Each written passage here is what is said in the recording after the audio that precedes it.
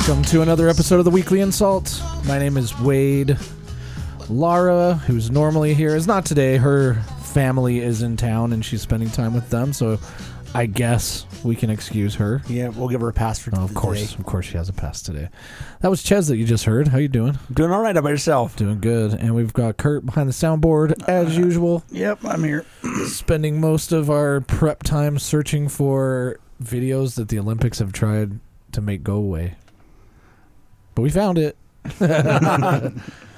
We'll get into that in a little bit. Those thunderstorms that have been coming through lately are crazy, dude. Oh, yeah. I guess it kind of happens around this time of year, every year. Like, people call this the monsoon season, even though I don't think we technically get monsoons. Actually, I think that is technically coming from monsoon, so. Well, yeah. I mean, technically we got hit by a hurricane once, too. That was kind of fun.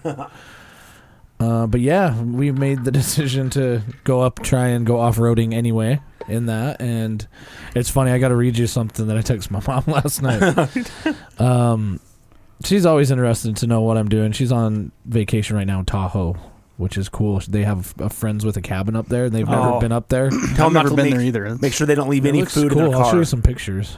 Yeah, they're at I think they're in a fairly populated area. That doesn't fucking matter up there. Well, that would have been nice to know before they left, Ches. Well, you can tell her now, don't leave food in your car. They're driving home. Oh, okay, I didn't know that. So yeah, no, they're just up there for the weekend. That's okay, if a bear gets into your car, no big deal. Which I think is funny that people don't think that bears can get in your car. Oh, it happens daily up in Tahoe. Yeah. Bears can rip your door. You said no big deal. Yeah, no big deal. Just a little bear in your car. Not a big deal. That's an insurance claim. Yeah, that's why we own insurance. I was teaching my buddy's kids about that yesterday. The son was like, what happens if you're driving on that road and a big gust of wind came and then a tree fell on your car? And I was like, well, if I'm still alive, that's why we have this thing called insurance. And he's like, what's insurance? I'm like, why do I open my mouth with the kids sometimes? I don't want to explain insurance. It's like, you're just so innocent and little still. You have years until you need to worry about insurance. Insurance is what you pay for every month, and then when you get into an accident, they try their best not to give you any money for it. Scams. Let me see if I can find this text from my mom. She sent me some pictures. They went to a fish and chips place and some pictures of where they're staying and this one picture just right here, dude. Oh, that's nice. Yeah. It's overlooking a part of the lake or the river. Yeah, well, that's looking towards a reservoir. And I said, it looks like it's a lot of fun. I went off-roading by Strawberry, but it rained, so it was a little bit scary. We're home now, though. And she just wrote back, you scare me just hearing about it. So yeah, I did send a message. I'm like, yeah, we went scouting camp spots. I think I almost died 5 times. Yeah, I mean, we didn't die, but it definitely got a little hairy. Yeah. Got the truck sideways a couple times. Yeah, we should have took pictures of your truck and some of those hairy spots. Yeah, gotten out when the truck was sideways. Yeah. That would have been funny. Oh, man, if I really want to give my parents a heart attack, that'd be the way to do it. We were safe about it, though. I mean, it was one of those situations where whether I wanted to or not, I got to learn. Yeah. You had a lot going on. Oh, yeah, dude. When you're driving, you're moving your shifter and doing your windshield thing, turning your wheel and shifter and this. And I was like, holy fuck, what's going on over here? Dude, Wade's over here driving a semi-truck, acting it out. Yeah, dude, I swear when we hit that dirt, dude, my truck turned into a manual with 12 gears. No, it was a little nerve-wracking, and then with the rain, too, and then you're sliding, and I'm trying to figure out how to handle the slide. You're like one of those rally car drivers, but we were only going 2 miles an hour. Because I never really have been in a situation in the new truck where I've felt that, so that was all new to me. And then towards the end of it, it got fine until the very last puddle. I think I remember going through that and you're like, oh shit. Because I'm like, I don't know how deep it is. That's the problem. And Ches is like, dude, just put it in low and go. And I'm like, well, I guess we couldn't really turn around. There's no other option. We can't just drive up through the bushes. And so we put it in low and we hit the water and then all of a sudden the driver's side just dips. It was my side. Was it your side? I felt like it was my side. Maybe it was both. I swear that water was up to the window. We got out afterwards. It didn't seem like it was that high. It definitely reached the bumper and probably the running boards, but we made it through. No, it wasn't nearly as deep as everyone thinks. See what Ches does here, man? Way to ruin it. Well, no, that's the thing, though, is you always, when you go through it, you're like, oh, that was, like, oh, that's going to be so deep. And then like, oh, wait, never mind. I guess it really wasn't. That was a pretty deep one, though. None of the other ones were that even close to that deep. Like, yeah, I mean, I would... Ches is like, I've basically been in a submarine in my Jeep. Yeah. That's why I got a snorkel on it, and... It's basically waterproof. Yeah, well, yeah, also, Jeeps have a drain plug in them. So if you do go in water that's deep enough and flood the inside of your car, you just pull the drain plug and it'll drain exactly. out. Oh, man, the things that Jeeps do to sacrifice, like, comfort for just, like, things that will never happen. You know, it'd be sweet. You know, let's not put any, like, fancy electronics in here. Let's just put a drain plug for when it gets flooded. I got plenty of fancy electronics. No, you don't. You don't have a backup cam. Okay, I don't have a backup camera. But I've got a button I can push that locks my front end, a button I can push that locks my rear end. Yeah, let's talk about that 8-track, though. Yeah, you got the 8-track. Yeah. That'd be sick, dude. We should bring those back. But then I got a button that disconnects my sway bar. Yeah, that's true. I saw that there was a modification I could get for some locker or something for my truck when I was looking up onboard air, but yeah, I didn't get it. One thing that we also realized is that since we've been going off-roading and going camping, we're doing all this. I wanted to do more scouting, and we're going on these roads like we think. Like when we're leaving, we have really good intention of just like, we've been up there before. We know what the road's going to be like. It'll be a simple drive and then we'll just come home. And then every time we get up there, we're always missing something. You know, like we should bring your chainsaw every time when we do that. Yeah. Even though we're not going to need some it. Shovels. Oh, shovels, recovery gear. We almost needed the chainsaw. I swear, yeah, that tree that we turned a corner and there was a fresh down tree, still green and everything, and it had broken apart somehow, which made us think it probably got struck by lightning. But I think it would have been more explodey. Yeah, that thing would have been devastated. But we definitely got out and cleared the road and got up there where everybody, the bow hunt started yesterday. Today's the 18th. So all those hunters up there owe us a thank you. Yeah, you're welcome, even though I don't think anybody's going down that way. Maybe. And if we cleared the road out for you. Yeah, maybe the Forest Service owes us. Yeah. Then they didn't have to do it. They'll probably still have to come in and chainsaw some of it, but we were enough to get around it. Oh, yeah, it was definitely possible.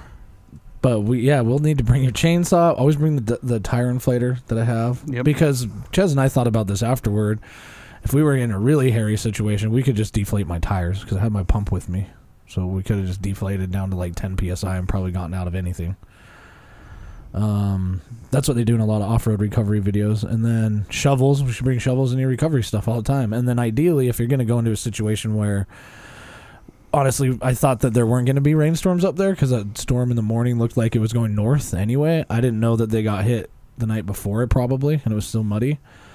But ideally, bring another vehicle. Yeah. Because then if there's two vehicles up there, chances are you're not both going to get stuck at once. And if you do, then you just wait. Just wait until somebody comes to help you or call an off-road tow company. Just be prepared to pay for that. We should get winches. I thought about that. That'd be cool. You just go to a tree and pull yourself out. Yeah. Winches aren't cheap, though, are they? $300 to $600. Depending on what you want. Yeah. There's a great one at Harbor Freight.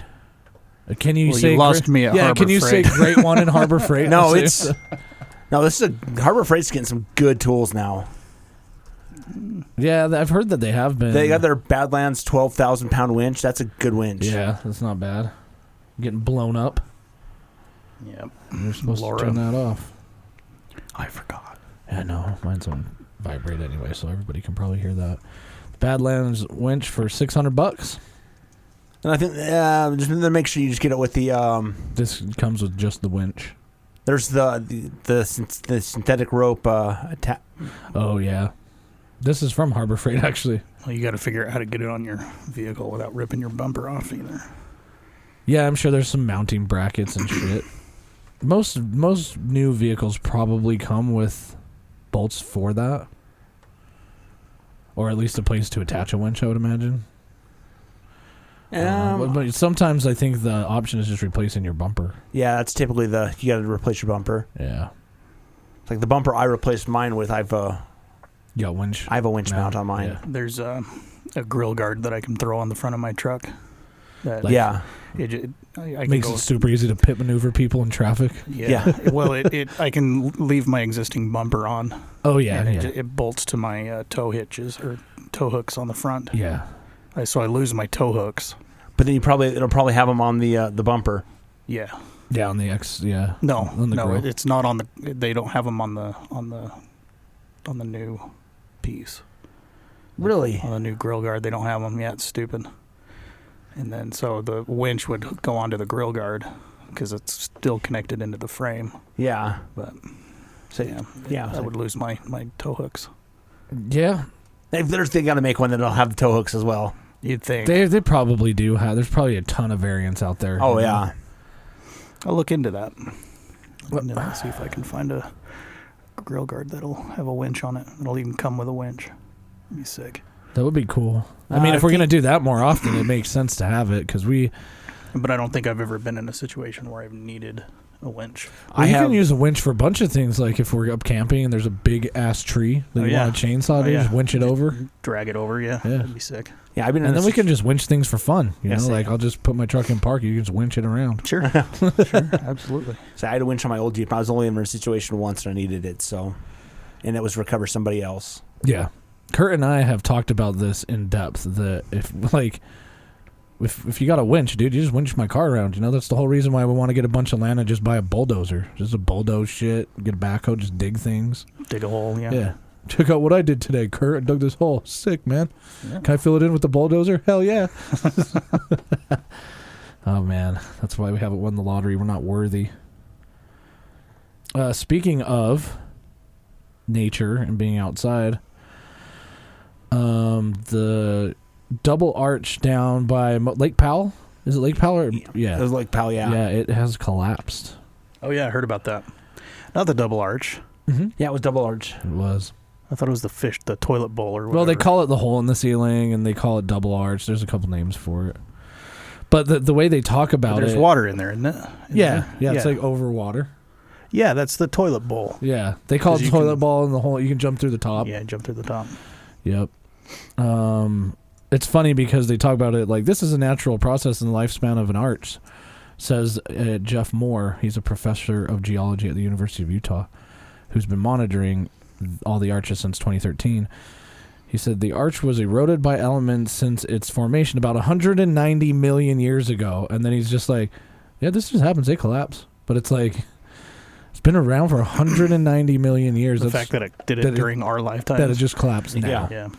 And then it gets into some interesting things that they were trying to say if humans had any involvement in the collapse. And he said, well, basically, like you standing on top of an arch to take a picture isn't going to mean it's going to collapse. Over decades of tons of people doing that, then yeah, of course you're wearing down the stone, like walking up there and with the wind and rain, And he was saying that this arch in particular wasn't the perfect structural arch. It was more of a flat arch. And so he's like, already it's a little bit weaker than all of the other ones, but it's gone.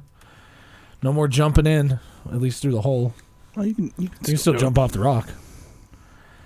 But it's just kind of weird to think that those things happen. If you haven't been to Arches National Park, you should go before like Delicate Arch falls over. I've never been. You got to go check that out before it falls over. Yeah. And who knows what else, Well, it takes us one earthquake. We got to we should look at a campground down there for next year.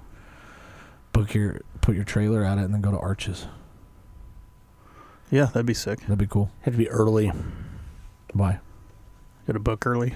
Well, book early and book it early in the season year. so it's not 100 go fuck yourself degrees out. Damn. Yeah, it's been such nice weather. That's why he's thinking like that. Yeah, I bet it does get hot down there. Oh, yeah, I'm sure. And then another thing that came on my radar is, I don't know if I just misread this or if I understand it wrong, but I saw the news article on KSL.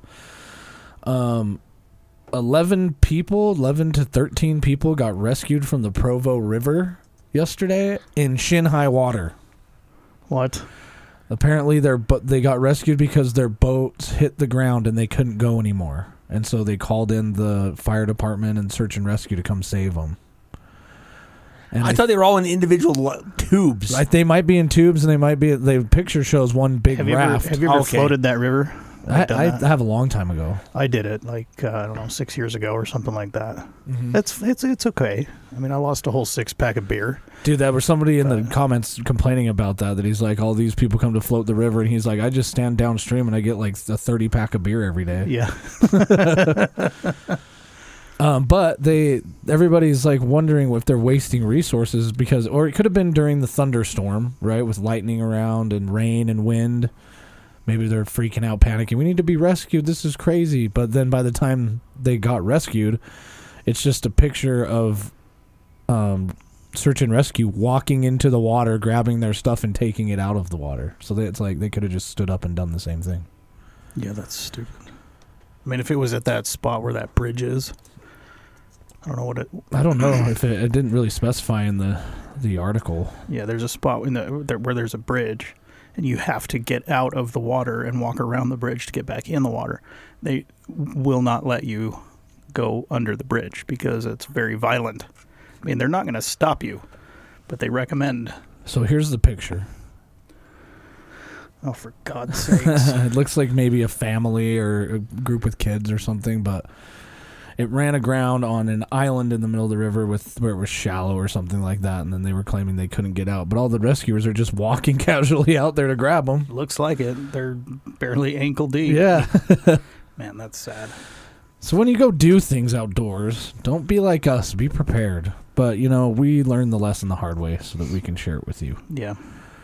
But nonetheless, I mean, anytime we've done anything like that, we're always safe about it. Like if at any point we would have felt like we were crazy unsafe, I don't think we would have gone forward anymore. Like there's no way we're making that. Yeah, if there was like a huge cliff off to the side and you're sliding all over the place. Yeah, no, we're good.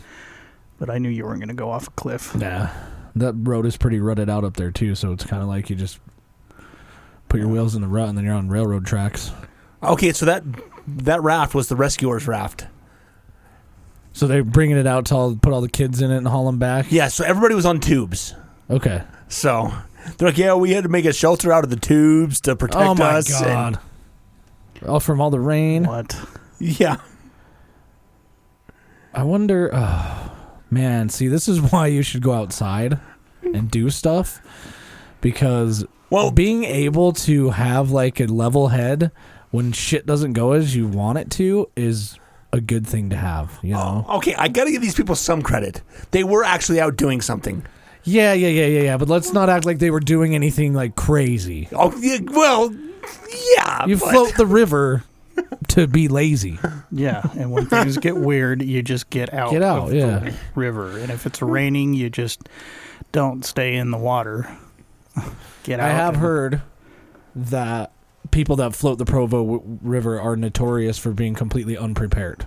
Oh, yeah. Like, they don't think that, like, they need a paddle. They think that they can just kick and paddle out of the way of things or use their arms and stuff, which you generally probably don't. But, I mean, if shit gets wild... Let me read the comments on this. So here's what the actual story said. Fire team wades through shin-deep water in the Provo River to rescue a stranded group. A group of between 11 and 13 people were rescued by a search and rescue team from Provo on August 17th. They were on an island or a sandbar in the Provo River just east of Vivian Park. Upon arriving at the scene, the rescue team waded through the river to the group. The water came up only to their shins. So they just walked through. They didn't wade through. Yeah. They walked through. They just walked through the water, got like, hey, come this way. Yeah, just walk. Okay, maybe we give them a little bit of a doubt, too, because the time they could have been the rescuers got there, maybe the water receded. Maybe, but yeah, I mean, the rain came pretty quick, but if they were already stuck on the sandbar, I don't know. But I'll give them benefit of the doubt. I just also think people could be real dumb. Yeah, I will also say I did hear on the news this morning that from the time the call came in till everybody was rescued was like an hour. So yeah, so anything could happen within an hour. And there's people saying, I'm confused. People were saying online that shin-deep water in a downpour is still super dangerous, but these photos look like a parody skit. How could they not just save themselves? It seems like a complete waste of emergency services. Some other people say... And I wouldn't say it was shin deep. I'd say... Were you there? Just kidding. I'm looking at the photos. I'd say it might be ankle deep. Yeah, I don't even think we're shin deep. Maybe the bottom of the shin deep. And that's still, like, technically, you could argue that as an ankle. The cankle? Yeah, that could just be cankle deep water. Yeah. No, but seriously, if you're going to float that river, don't go under that bridge. Yeah, I tried. That's where I lost my beer. Did it flip you over? Yeah, I flipped over, and there's a bunch of really sharp rocks, and it screwed my legs up pretty good. Nice. Yeah, so don't do that. Yeah, I think there's a lot to be said about doing some research before you go. Like, even though we were in a situation yesterday that was less than ideal, we still knew where we were, where we would end up, how much of the trail we had left before we were going to be back on, like, a really easily groomed road, you know? So using all of that information, we made the decision that it was an easier route just to continue forward than it was to, like, get ourselves in a worse situation.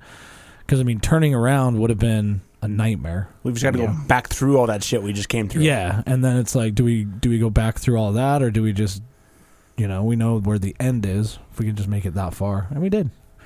Nobody got hurt, nobody died, and more importantly than both of those, didn't hurt the truck. Yep. Nah, we wouldn't do that. We wouldn't get hurt. Call for help first.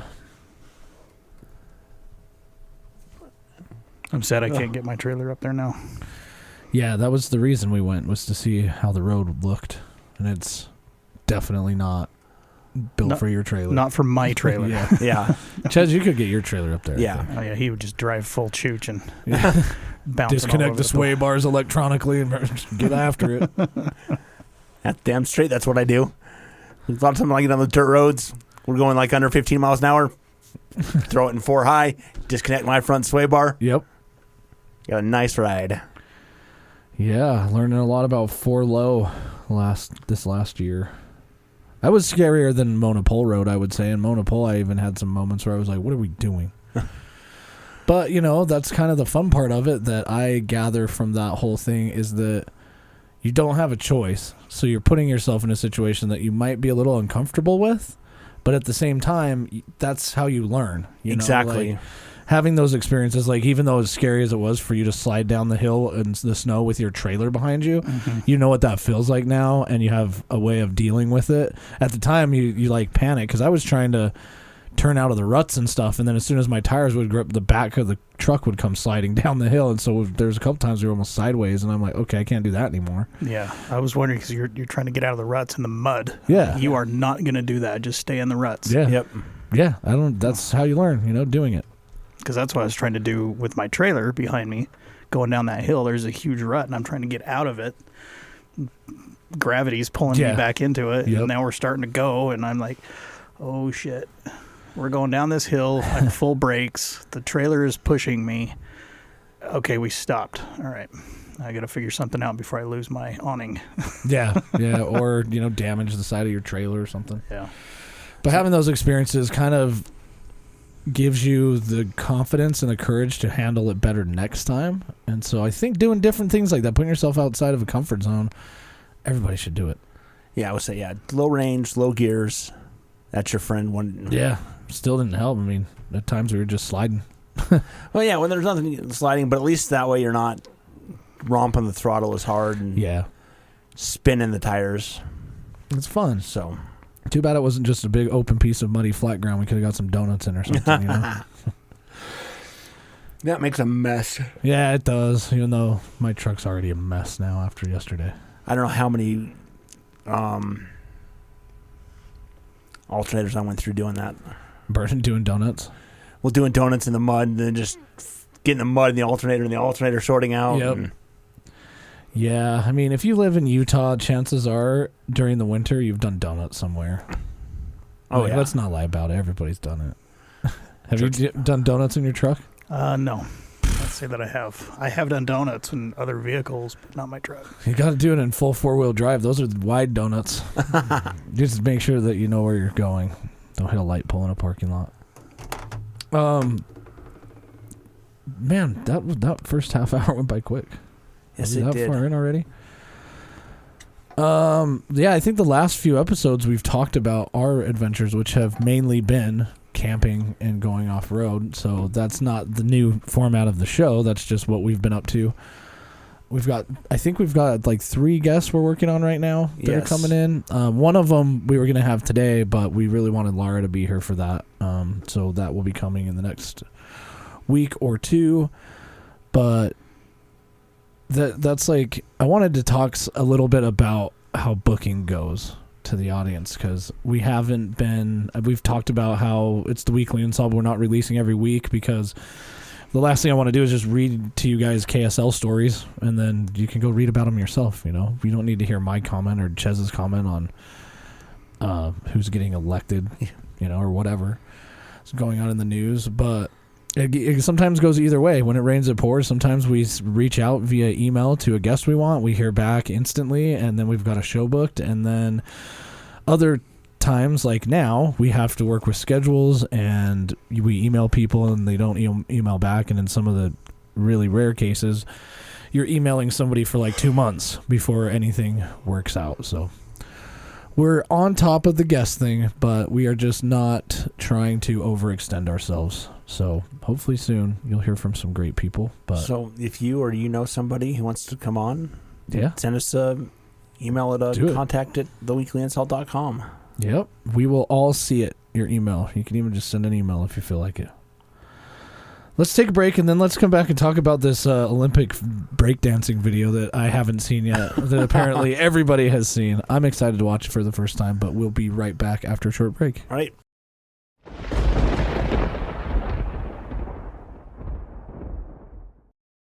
We're back. The Weekly InSalt, episode 324. Wow. Dyslexic today, too. 324. Couldn't get you guys down here. Too busy talking about axes and malls. Hell yeah, man. Camping equipment. That's what we do in our free time, is look at camping stuff. I had a big sledgehammer that I bought, but I lost it. Yeah. How do you lose a sledgehammer? And left it at a job. Yeah. I had the production job. Yeah. Speaking of sledgehammers, you're getting your kitchen redone, aren't you? Yeah, I am. That's more of a pain in the ass than I thought it would be. Yeah, I could see that. I mean, you got to design it, right? And then when you think about design, you're like, the plans. But, oh, no, by designing it, too, you also need to pick out what kind of hinges you want, what kind of cabinet color you want, what style of cabinets you want, what countertop you want, where you want the lights to go. Color of cabinets. Yeah, everything. Flooring. Yep. Backsplash. Hardware. And then not all of those are done by the same company. That's right. Like the cabinets are done by a cabinet company, and then your floor work and all of any other, like if you're moving a wall around or electrical work, that's all different trades. Yep. It's like the one company doesn't do it all. Yeah, and I was hoping, the cabinet company, I was hoping that they would do it, but they made it clear, no, we just do the cabinets and the countertops. Yeah, they're not a contractor. Yep. So they said, call this guy who's a general contractor, and he'll do everything else. Yeah. So I met with him last Friday. Yeah. So by the end of the year, you'll probably have a new kitchen. Probably mid-October, I'll have a new kitchen. That'll be fun.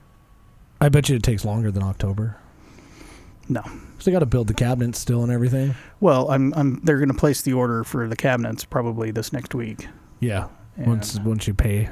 Yeah, once I get everything paid for, they'll place the order. I already went and found a piece of granite for the countertops. How long does it take them to build the cabinets? 4 to 6 weeks. Oh, okay. So mid-October is when the cabinets will be done.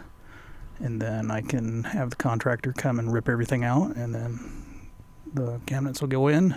Yeah, and it'll take the contractor like 2 months to rip everything out, and then that'll be a problem, and then you'll have to like pay more money, wait for 3 months, and then by middle of next year, after you're sick of living in your house with a torn down kitchen, just kidding, it won't go that bad. No, I'm not looking forward to the whole process. Just go stay out in your trailer, like you were saying. Just go live out there. I'm not going to live in my trailer by any means. Oh, you should. It'll be fun. I'll probably use the kitchen in it. Just once they start the demolition, just don't go inside your house until it's done. Oh man, that way it's a surprise. That would be so hard. Yeah, it is. It is nice because we take sometimes you take for granted, all the comforts you have at home. That's kind of why camping's also fun.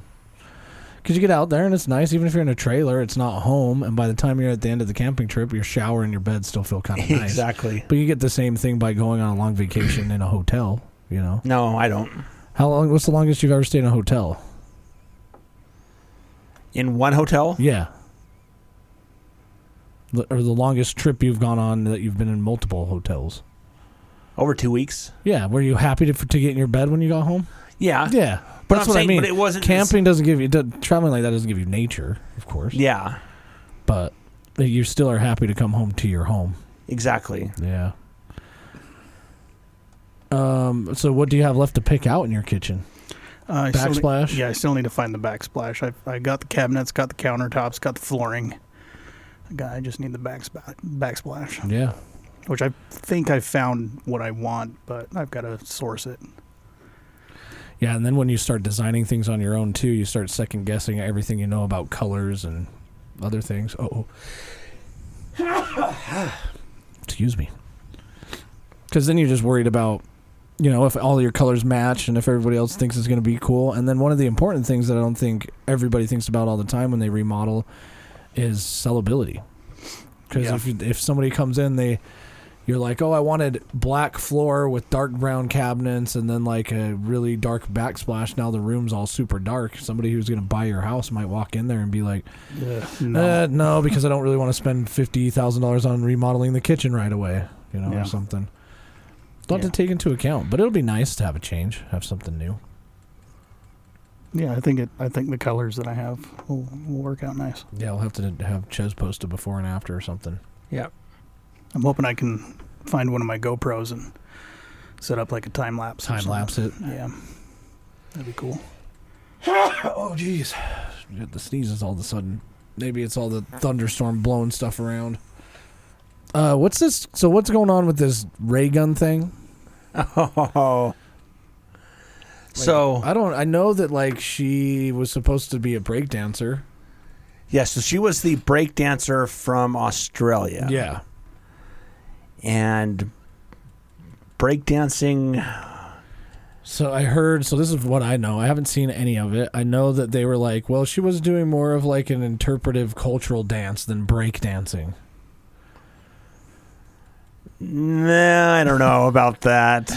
The look on Chez's face is like, that's full of shit. Well, I think she was having a seizure. To preface this video, one thing that we talked about on our last episode was the Olympics and how it seemed like things were trying to be erased from the internet. This video wasn't super easy to find. It's on a random, like, alternate YouTube platform called Odyssey. And they probably have some people that run it that are like, no, we won't remove anything, But I found the same video on YouTube. You click the link, the video's removed. Kurt tried looking it up like 4 or 5 different places where it was just people talking about it, but it never showed the full clip. Yeah. So, yeah, I guess let's take a look. The reigning world champion. Absolutely. Nika's known to come out strong. What?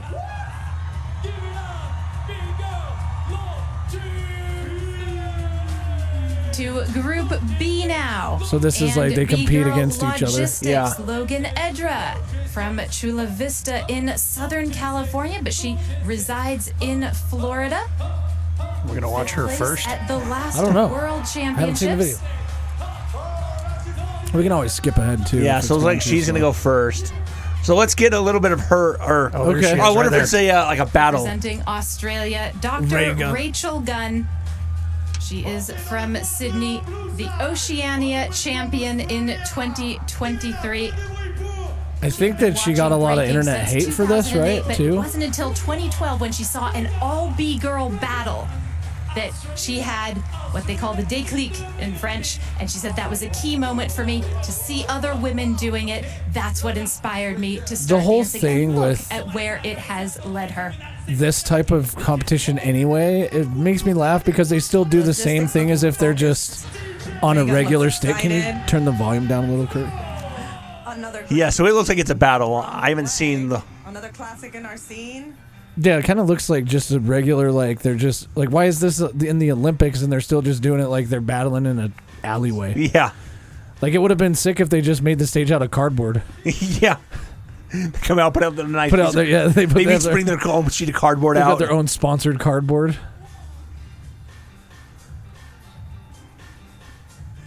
Okay. Logistics from the U.S. she's got a pretty good rhythm.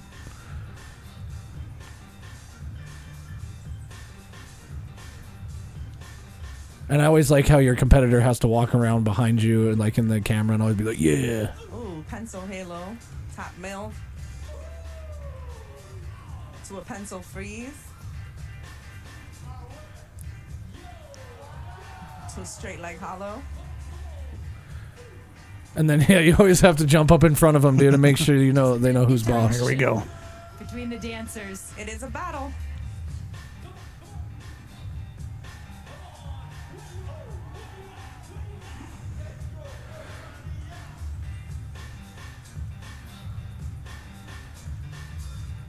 Okay, so far there's not really any tricks happening. She's just convulsing. There's a lot of moving around, but no, like... Oh, got a handstand.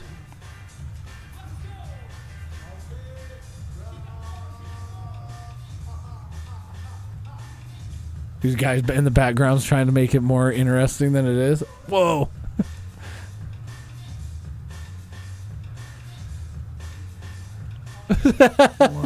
What? Okay. It's pretty...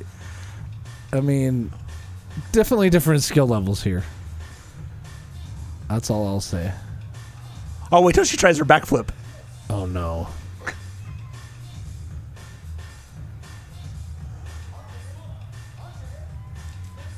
Reagan giving us some interesting transitions Even the and concepts. commentators are like, what? This. Logan is wiping her brow, She's already knows she's won. Yeah. getting the crowd hype. She's like, I don't even have to do anything else. I've already Yeah, won. like, dang, maybe I'll just moonwalk. There's such a party atmosphere at the Place de la Concorde in the urban sports park. Rocking it out. I don't know. Did you ever breakdance when you were a kid? Tried to. Yeah. Yeah? Did you have your sponsored piece of cardboard out in the Yeah. driveway? Now this is before like they were boom actually box. using cardboard. Yeah. You just grind your head on the asphalt? Yeah.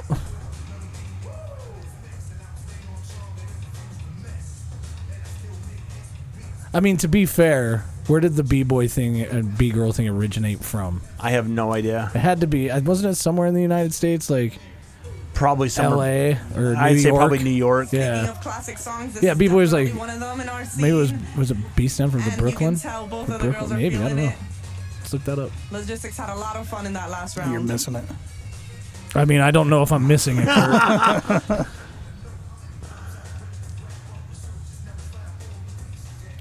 Nice go down from Reagan. I wonder what she went through to qualify and everything for it, you know? She went through multiple rounds of competition. B-boys just for breakdancing.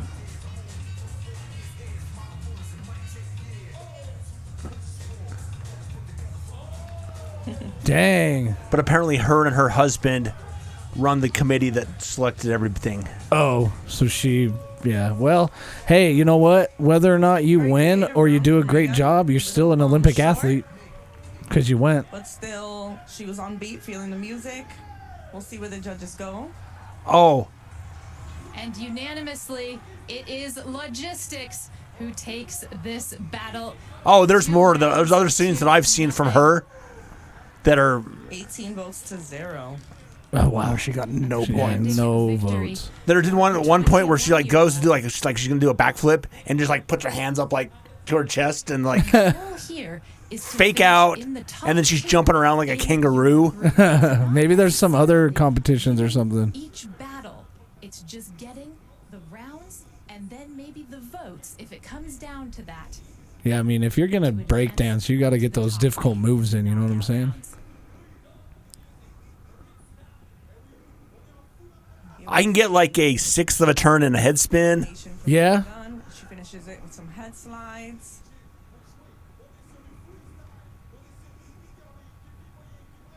There's so much, isn't there, that is asked of a breaker in each round. Yeah, guy in the background. You see the guy in the back? He's like, yo, Lithuania. that was sick. So, yeah, I would say the Americans was... Good, yeah. Australia, Ray Gunn. So is this all the other times that she's competed too? So, because you compete more than once, I imagine. I think so, yeah. This is I don't know. Now I'm kind of like battle. feeling bad for her. Olympic Games. And she will be going against Cece from France. That's not how I would pronounce that. So young, but Yeah, I would. Sissy. Sissy. And for a French athlete, oh, you can only imagine how she must be feeling performing here in the heart of Paris in front of her public. Yeah, Absolutely. probably not that great anymore. She's got a lot of support No. from her family. I've seen her brother, So- one of her biggest supporters. But I yeah. just don't like. I guess you kind of just got to do it, right? I don't know. Maybe there was something else there, but I mean, how this became an Olympic sport. I don't know. You know, I guess there's definitely a level of acrobatics to it, and there's a level of probably athleticism to it. Cece, pre-competition number 15, taking on pre-comp number 7. Did she come in last place? Yes. Yeah. I think she scored 0 points in the everything. Yeah, so this is... This is called the dead fish Yeah. flop.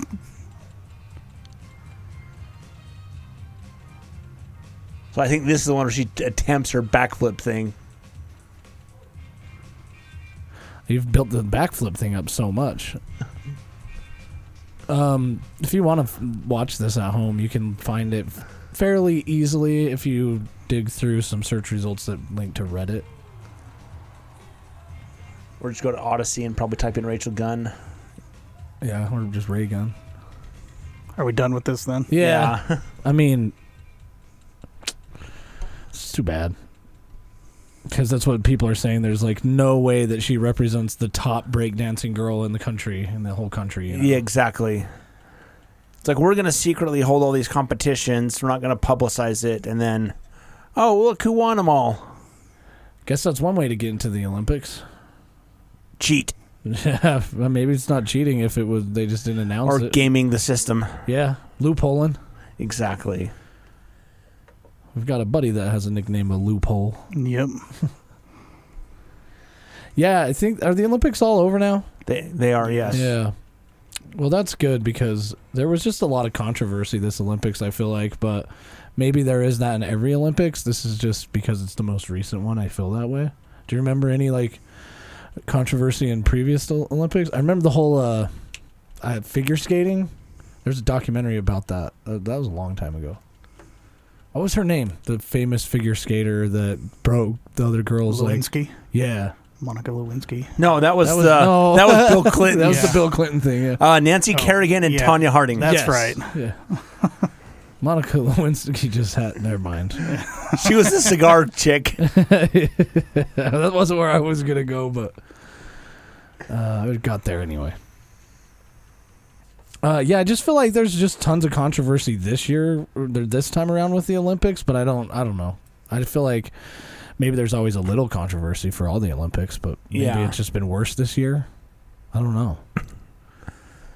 Like, people just getting too uptight, or are people that are out of touch getting more out of touch, or are people just getting more daring? I think it's a combination of the last two. Yeah. Because this guy right now, we're still watching the video. This is the French guy. I think it's a woman. Is it a woman? Yeah. Oh, debatable. Yeah, I guess this is girl breakdancing, so it'd have to be. But the girl from France is doing like crazy moves, like head spins, and yeah, it's a girl. Yeah, sissy. I don't think it's Sissy.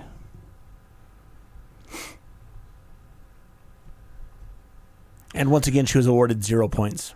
Yeah, 0 on this one as well. Oh yeah, 18-0. That's crazy. I guess maybe that's the reason why, is that everybody's like, how do you just get there and then you literally don't win anything? But I don't know. I was trying to Google really quick to see like what it's all about, but I mean, it seems like everybody's got their own little way of explaining it differently, and it's the internet. You know, we talk about this so often on the show that the internet, you're going to find what you want to find, whether it's correct or not, and you're also going to find a whole shitload of opinion on what happened and what, you know, went where. And then the shitty part about the internet too is that people act out on that opinion that they don't even know is true.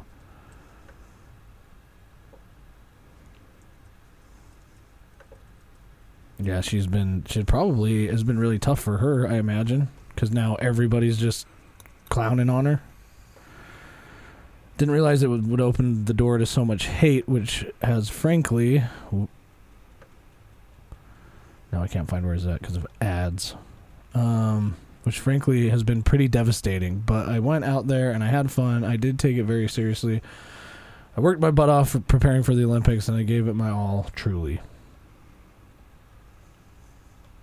I'd really like to ask the press to please stop harassing my family, my friends, the Australian breakdancing community, the broader street dance community. Everyone has been through a lot as a result of this, so I ask you please respect their privacy. So, there you go.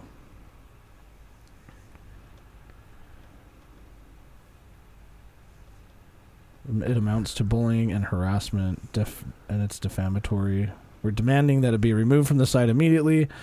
No athlete who has represented their country at the Olympic Games should be treated in this way. So that's kind of how it's getting removed then.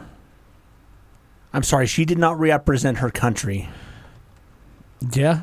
I mean, technically she was there as a representative of her country. Whether that was a valid representation or not is debatable. No, I think her own country's disowned her.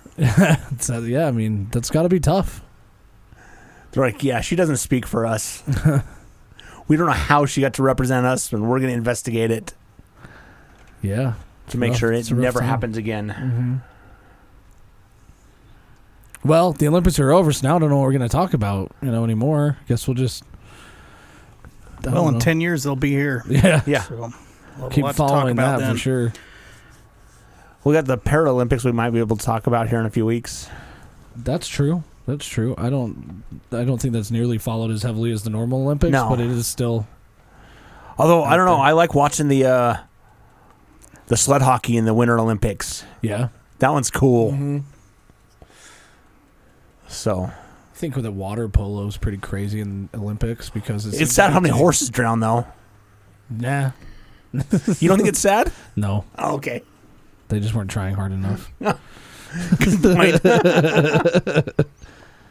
It's just horses, but when people drown, that's bad. Yeah. Yeah. Well, you do have noticed that there are lifeguards at the swimming events, right? Mm-hmm. Yeah.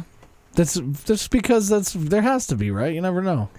So what's your job? I'm a lifeguard at the Olympics swimming. Yeah. I guess I could see that because if you think about it, to get world records in first, you're probably pushing yourself pretty far to the limit. So I don't know. Maybe it does happen where a swimmer passes out from exhaustion and they're just trying so hard. Well, I know there was one Olympics where one of the countries sent somebody who couldn't swim. He was the only one that auditioned for it. This guy couldn't swim. Yeah, you're going. I don't know how to swim. The country didn't have an indoor pool in the entire country. Yeah. It's the first time he saw an indoor pool when he showed up for the Olympics. Hey, maybe that's cool for them because they get to send. Yeah, I mean people that do stuff that they don't get. Yeah. But at least then they were admitting, this guy doesn't swim. Yeah, with this breakdance. Oh, no, this person won our breakdancing. We're sending him because he's literally the best swimmer that we have. Yeah. Nobody else knows better than him. He's watched it his whole life. Has he ever done it? No. But he's the best we got. He watched some YouTube videos on the plane on the way there. Yeah, he's been studying ever since his flight took off, okay? So. If you were ever to consider being an Olympic athlete, which sport would you play? Say that you're in perfect shape, you could do any of them. What would you pick? I think the shot put would be cool. Just because it's do you want to see how far I can throw this ball? I can throw far as fuck. You take the javelin, that world record can never be broken. Yeah. But why? How far is the javelin world record throw? Actually, I think they may have changed it to asterisked it because the world record was set with, and then they changed the javelin. Oh. Because someone threw it so far that something had to be done. Yeah. August 2024. The world record for the men's javelin throw is 98.48 meters.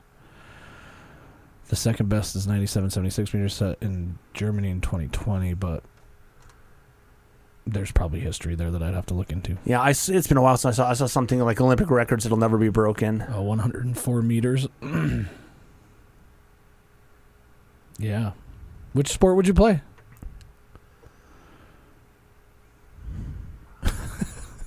It's like know. I just asked Ches a life-changing decision. It is kind of. I would do the one where they ski and shoot guns. Oh, where they do like the biathlon? Yeah, the biathlon. Yeah. That would be a cool one. Yeah, maybe something shooting. Yeah, or like you wouldn't be on the rowing team. That would be kind of cool. It's the crew. Yeah, the crew. You're crewing. Yeah. I don't know. I just call it rowing. Yeah.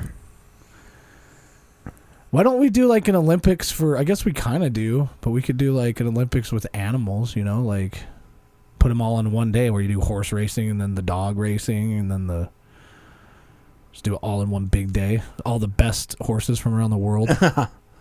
Is it the best horses or the best jockeys? No, I say that in the Olympics, you just leave it up to the animals. You don't give them a jockey. Oh, okay. Yeah, you just let them go. Like in dog racing. Yeah. They're just chasing that rabbit. Yeah, just chase the rabbit. So. Oh, man, her dance moves get pretty gnarly when they're in slow motion. There's definitely a lot of skill that goes into breakdancing, though. Yeah. Didn't they have like all of the skateboarding and like the X Games stuff in the Olympics this year too? Like vert ramp. They've had street. skateboarding for a few Olympics now. And then we talked on last episode that baseball is going to be in the Olympics next year or next time. Yeah. From what I understand. Well, that's it for my list. You guys got any other Olympic controversy you want to bring up? Nope. All right. Well, let's get the hell out of here. This is another week of the Weekly InSalt. We'll look forward to bringing some guests around soon. Stay tuned for that. Until then, we'll catch you later. This is your Weekly InSalt.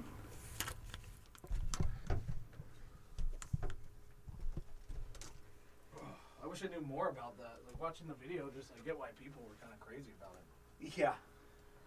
Maybe we could be the first one to sponsor some cardboard. Yeah. The Weekly InSalt cardboard of the Olympics.